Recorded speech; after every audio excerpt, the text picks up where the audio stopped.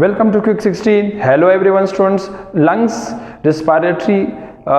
जो हमारे पास वॉल्यूम एंड कैपेसिटीज़ में नॉर्मल टाइडल वॉल्यूम में हम 500 ml इनहेल करते हैं और इंस्पायरेटरी रिजर्व वॉल्यूम में हम 3000 से 4000 ml एयर हम फोर्सफुली इनहेल करते हैं और एक्सपायरेटरी में तकरीबन हम 1200 ml से लेके 1500 ml एयर को हम जो है एक्सहेल करते हैं, जो कि एवरेज उसका 1100 ml आते हैं। रेजिडुअल वॉल्यूम वो एयर जो लंग्स में रह जाती है that is from 1200 ml to 1500 ml air रह जाती है, जो कि फंक्शनल रेजिडुअल वॉल्यूम जो है उसमें तकरीबन